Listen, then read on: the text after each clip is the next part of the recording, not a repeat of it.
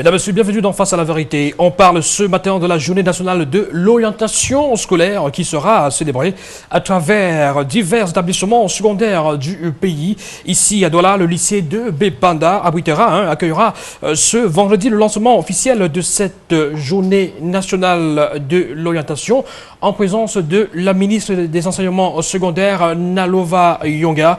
Quels sont les enjeux et les difficultés même de l'orientation scolaire, donc de l'orientation en milieu scolaire? Pour nous en parler, M. Joseph Bomda, conseiller d'orientation scolaire, chef service orientation du lycée bilingue de Brazzaville. Bonjour et bienvenue. Merci, bonjour. Comment allez-vous? Très bien. Voilà. Alors, on va entrer de plein pied dans le sujet qui nous concerne ce matin. En quoi consiste, Monsieur Bomda, en quoi consiste la tâche, le rôle, la mission d'un conseiller d'orientation scolaire? Il faut dire que le conseiller d'orientation scolaire, c'est un expert en accompagnement. Accompagnement à la connaissance de soi, à la connaissance des milieux de formation, à la connaissance des milieux professionnels. Surtout, c'est un expert en accompagnement en termes de transition. Maison-école, école-entreprise. Et en entreprise, le conseil d'action scolaire est aussi là pour aider les jeunes diplômés ou les chercheurs de travail à mieux s'armer en termes de définition des compétences et des potentialités de soi. C'est dit que l'orientation scolaire est vaste. Et dans notre pays, on en parle en termes de troisième pilier dans le champ éducatif après l'administration de la pédagogie. Oui, une fois que nous avons défini le rôle et la mission d'un conseiller d'orientation scolaire, on est en droit de se demander à présent quels sont les véritables enjeux de l'orientation en milieu scolaire, M. Bomda. Pour répondre à cette question, vous me permettrez de prendre en considération le contexte socio-professionnel du Cameroun. Absolument. Voyez-vous, en 2017, sur le nombre de diplômés d'enseignement supérieur, on comptait 4,3% qui étaient en ingénierie, 1% dans le domaine de la santé. Ça, c'est pour les structures publiques. Dans les IPES, les structures privées d'enseignement supérieur, nous avons un peu plus de différence. Donc, au lieu de 4,3% comme pour les universités d'État, on est à 7,32%. Le problème est lequel? Le problème, c'est que faute de l'orientation scolaire, du passage de l'école primaire au secondaire, et faute d'orientation scolaire du passage du premier cycle au second cycle du secondaire, beaucoup de nos enfants s'orientent par mimétisme. Beaucoup de nos enfants s'orientent sur la base des stéréotypies professionnelles. Il se dit que telle filière donnerait du travail et les gens y vont. Justement parce que l'orientation scolaire, bien qu'existant dans notre pays, n'est pas prise à sa juste valeur par les différents intervenants du monde éducatif. Et je voudrais ici prendre en premier lieu les parents. Il est capital désormais que les parents comprennent que autant ils prennent des conseils pour investir 1 million de francs dans leurs affaires, autant ils devraient prendre conseil au moment d'inscrire leurs enfants dans les différentes filières. Parce qu'il y a des filières porteurs, il y a des filières qui sont en extinction en termes de potentialité et d'insertion professionnelle. Il y a aussi des métiers d'avenir et qui, mieux que le conseil d'orientation scolaire, peut informer les parents dans ce sens-là. Alors, quels sont les critères sur lesquels on s'appuie généralement quand on est conseiller d'orientation scolaire pour orienter le jeune élève vers tel domaine, vers telle filière plutôt que vers telle autre filière? Quels sont les critères? Et à quel moment est-ce que ça intervient, l'orientation, dans la vie d'un élève? Il faut dire que les critères d'orientation scolaire sont divers et tiennent compte des particularités de chaque individu et du milieu.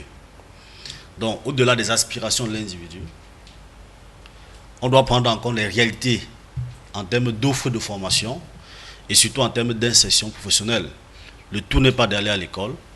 Il faut aller à l'école, avoir une expertise qui répond à un besoin du marché.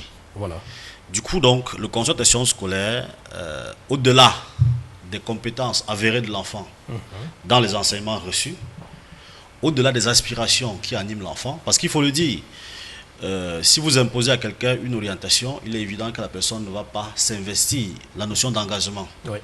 Donc, on prend en compte ces aspirations, on prend en compte les aspirations des parents, et surtout on prend en compte les réalités du milieu socio-professionnel. Donc, autant de critères, et au conseil des classes de fin d'année, on prend aussi en compte les avis des enseignants qui sont impliqués dans l'orientation. Est-ce que ça se négocie? Ça se passe comment? C'est-à-dire que lorsque vous détectez chez un enfant un talent particulier, est-ce que dans l'établissement, vous lui imposez une filière à suivre ou c'est à travers une certaine négociation? Ou alors est-ce qu'après votre point de vue, votre avis à ce sujet, il est quand même libre de choisir sa voie pour justement s'inscrire dans telle ou telle autre filière? Il faut dire que l'orientation scolaire, par principe, est un jeu de négociation. Voilà. Donc, les différents intervenants donnent leur avis. Et l'organisation scolaire au Cameroun demande qu'au terme de la remise des bulletins, que les parents aient 14 jours pour pouvoir faire une demande de rectification de l'orientation scolaire proposée à leurs enfants.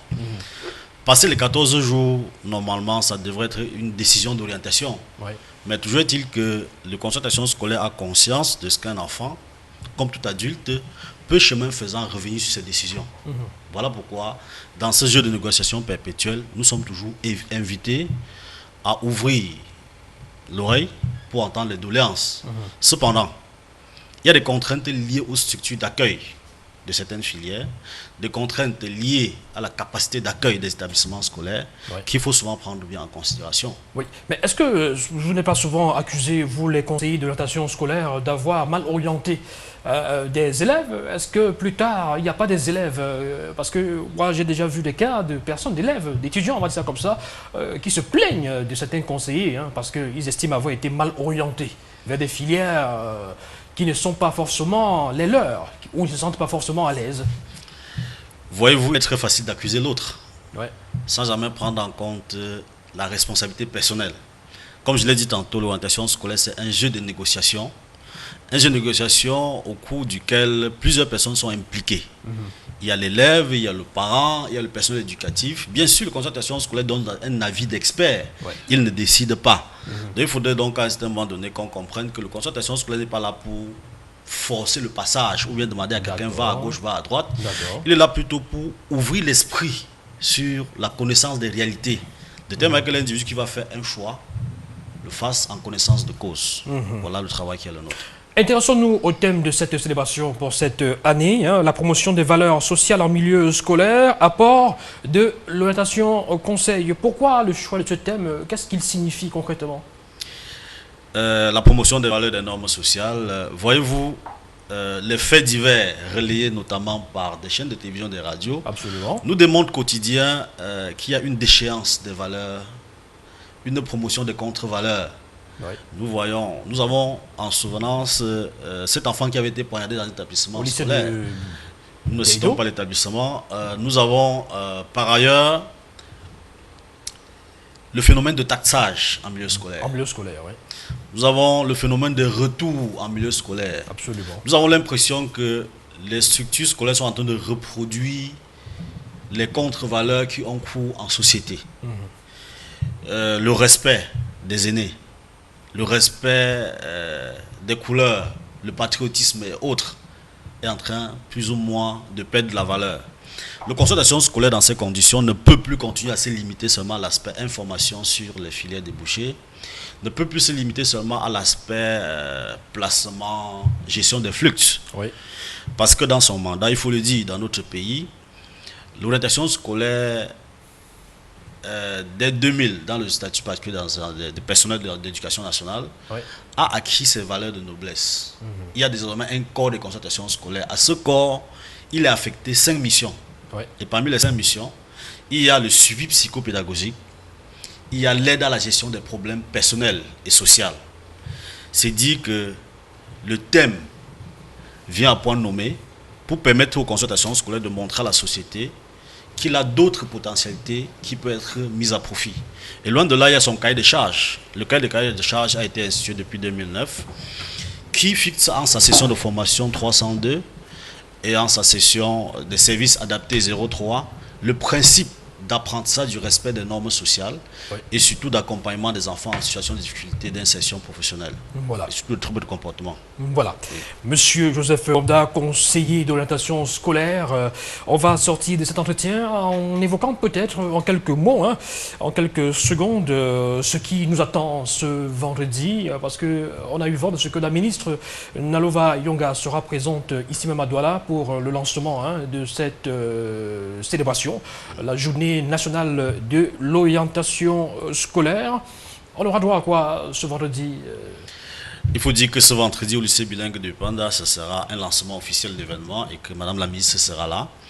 Il y aura entre autres un carrefour des métiers où des élèves auront la possibilité de toucher du doigt à l'égalité du monde professionnel. Avec des professionnels avérés. Avec des professionnels qui ont été invités. Il y aura surtout un stand d'orientation scolaire où la communauté éducative verra les consultations scolaires à l'œuvre et vont voir effectivement ce qu'ils font dans les établissements scolaires. En dehors de ça, il y a une leçon inaugurale qui sera prononcée à l'occasion et qui permettra de saisir les tenants et les aboutissants de cette journée. Il faut dire que le lancement suppose que les activités vont se poursuivre après l'événement. Et dire que Madame la ministre sera à Bépanda ne veut pas dire que l'événement n'aura pas lieu dans d'autres établissements scolaires. Absolument. Dans chaque établissement scolaire, il y aura l'organisation d'une journée nationale d'orientation scolaire parce que cette journée est destinée à promouvoir les activités de consultation scolaire et surtout à montrer sa participation dans la rentabilité des dépenses éducatives, ce qui est souvent très peu pris en compte dans notre contexte. D'accord. Merci Monsieur Joseph Bobda, vous êtes donc conseiller d'orientation scolaire et chef service orientation du lycée bilingue de Brazzaville. Bonne journée à vous. Merci, je vous remercie.